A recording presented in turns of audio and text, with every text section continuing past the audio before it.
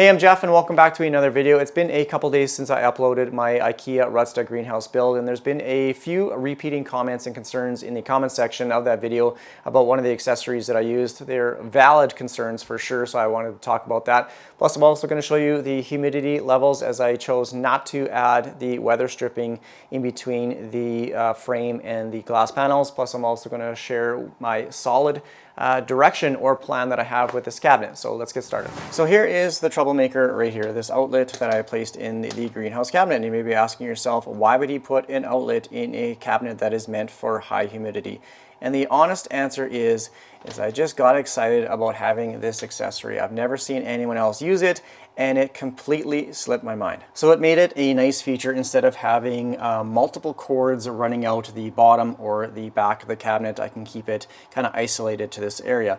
Now, one of the concerns obviously is when you have electricity in a high humid environment. Everything that I've looked at after reading these comments, I kind of realized that this might not be the greatest option if you have it in like very high humidity. Most outlets can handle between 40 to 70% room air humidity. That's kind of what I've read online before you start running into rust and corrosion issues. You'll never have like any sparking or anything like that just from high humidity. So I'm going to try and maintain mine around the 60 to 70% humidity. As you can see, there's no condensation on the glass, so I'm not worried about anything in regards to extremely high humidity where it's going to cause any damage to the plug. Another concern mentioned is when watering plants in the cabinet, you may accidentally splash some water into the outlet, and that's honestly something that I didn't think of as well. So thanks to those who did bring up that concern in the comment section. I will be finding some sort of plastic casing that I can just place over top. With all of my houseplants, I'll probably take these out of the cabinet, honestly, to water them. As I like to spray off the leaves quite frequently, not only for dust, but also for pest deterrence, I guess. I like to clean off the leaves just in case there's little creeper crawlers on there, just to keep the leaves nice and clean.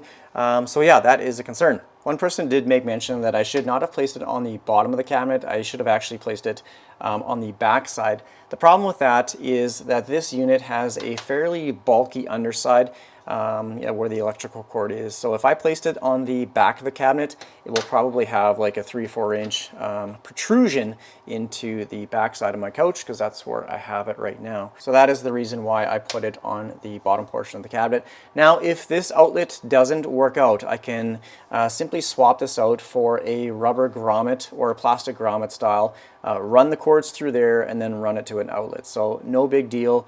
If you are planning on having your cabinet extremely high humidity, then obviously I would suggest that you don't use this product. Use that plastic grommet. It's the same size diameter or same size hole as this, so it's not going to be a tough removal for this. You can order those on Amazon, then I can simply run the cords to an outlet, run it on the timer, no big deal. So I want to prove to you guys that I was thinking about humidity when setting this cabinet up. I simply forgot, just because, like I said, I got pretty excited about using this outlet. Now, the light up here, I chose the Mother Plant Spectrum 16 grow light. This is a waterproof light, so you can use it in very or extremely high humid locations. It's not going to cause any corrosion, it's not going to damage it. So yeah, I was thinking about humidity, and that's why I chose this light for the cabinet. And so far it's projecting a very nice light onto the plants. I'm going to use a foot candle meter here shortly as well, just to show you the type of light that it is getting. But yeah, thanks to those who brought up the concern, because honestly, I simply forgot about it, and I should have known better. And this is something that I normally catch. Yeah, it's just common sense. Don't use electricity in wet conditions. So my apologies to that, but I'm not concerned about using this for the humidity levels that I'll be using it in.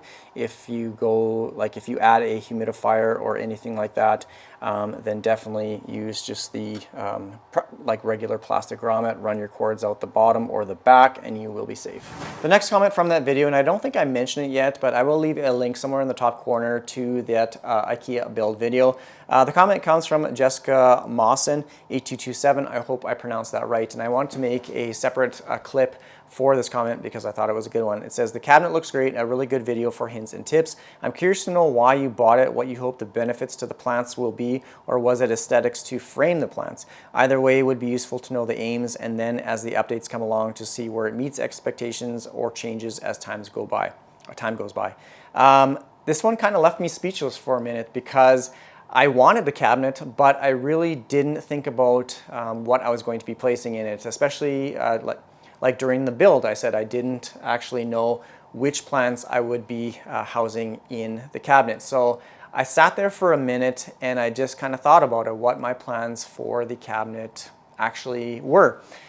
So what I've come up with is I'm going to be removing most of these plants, and I'm going to be using this primarily for an anthurium cabinet, just strictly for the consistent humidity and temperature in this cabinet. So thank you, Jessica, for that comment. You really made me think for a moment. So after I go through a few more key points in the video, I'm going to be removing these plants and then moving in some of my anthuriums. So yeah, that is the direction for this cabinet, is just to have my anthuriums housed in here for the humidity, the constant, consistent humidity. I know one of the concerns about these cabinets is the gapping in between the frame and the glass panels. It's kind of on all sides at the front of the door here as well. And I know some people will actually use a weather stripping to fill these gaps. And although I did buy some, I just wanted to see what the humidity levels would be at if I left it with the gaps in place.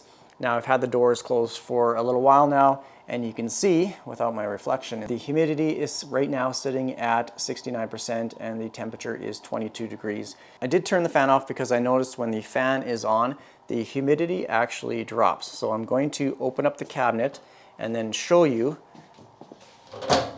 So it is 69%. I'm gonna quickly turn on the fan and then let's see if the hygrometer drops. Now it may drop a little bit just from opening the door, but let's keep an eye on this.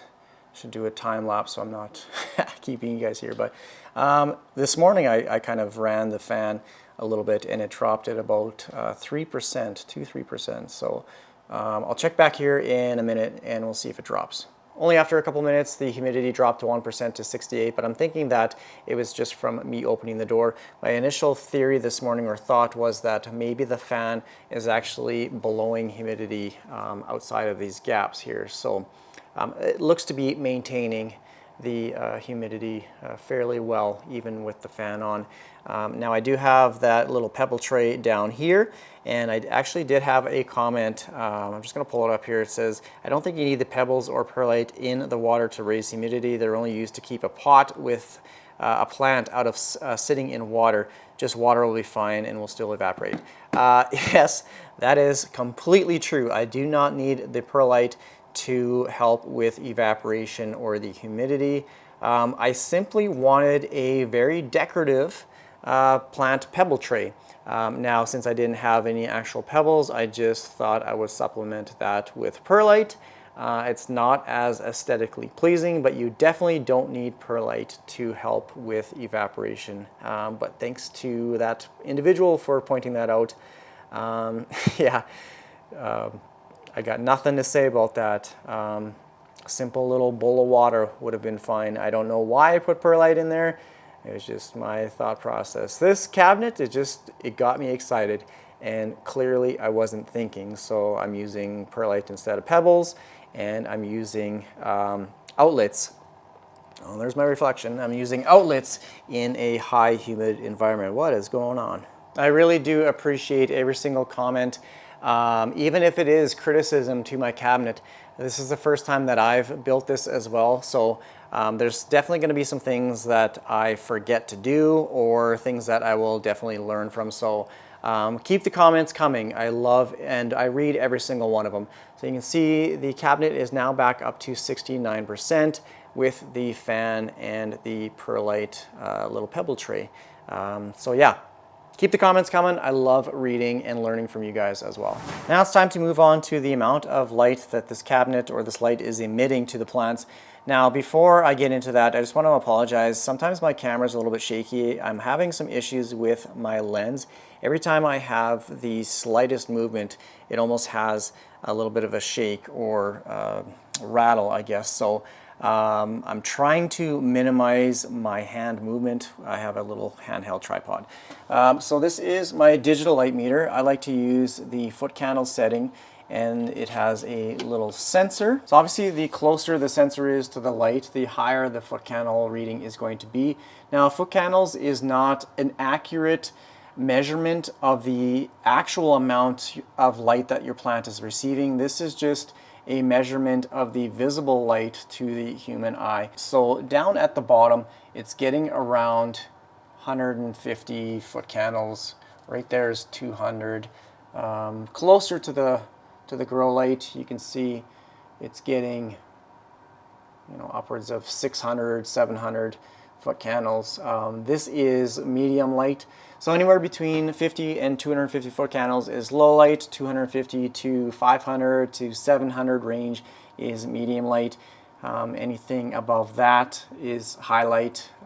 Anything above 1,000 foot candles is considered direct sunlight, so very bright light. So this one is definitely in the medium range, low light to medium. So I'll see how the plants do over time. I may have to adjust the light, or I may have to add another light, but in this area it's getting between low and medium light. There are a few apps out there that actually measure PPFD. This is the amount of light that your plant is actually receiving and using to photosynthesize.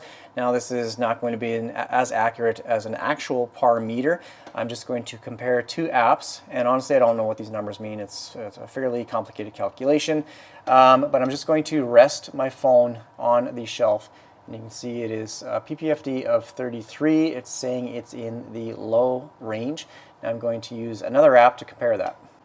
And this one, same thing. It has a sensor, and this one is saying it's around 25. So a little bit of a difference there. So yeah, yeah, I don't know. I'm gonna have to play around with it and do a little bit more research on PPFD and PAR and all that kind of stuff. But for the most part, this is getting low light. And like I said, I can adjust maybe the placement of the light itself or the shelves. I can bring them up higher.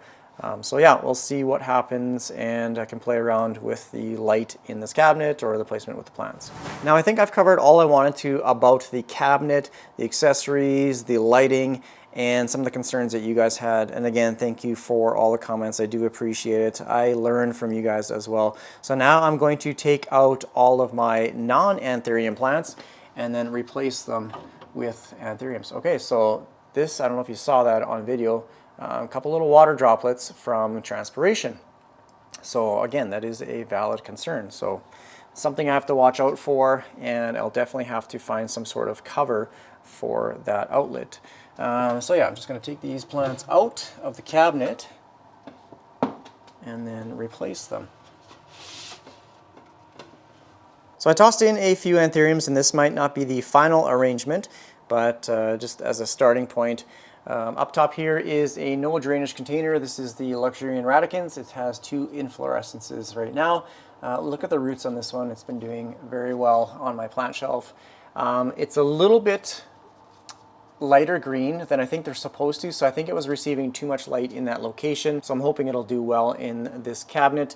And then right beside that is the Anthurium Ace of Spades Magnificum Cross. This one's in a no drainage as well. It's getting some yellow leaves, so yeah, I'll have to keep an eye on that. Over here is a kind of rough looking Doriaki Silver. So again, I'm hoping this one kind of perks up a little bit more with some consistent humidity in the cabinet. I did receive a few seedlings from a plant friend of mine, so I'm not too sure what this one is in particular. And then down here is a Regal propagation that I did. This one is a Forgetii. Forgetii has no lobes at the top here. It's just a round leaf. This one's beautiful. One of the older leaves has a little bit of speckling here, so I did look it over pretty thorough for spider mites. I didn't see any. This one back here, I can't remember the name of it. I'll have to go back into some previous footage to see what the name of it is, and then I'll have to add my little fancy label maker labels on it. This one down here is the Magnificum crystallinum cross. This is a crystallinum, and then this is the Anthurium pterodactyl. This is one of my favorite anthuriums just because of how prominent these lobes are. So this is the cabinet.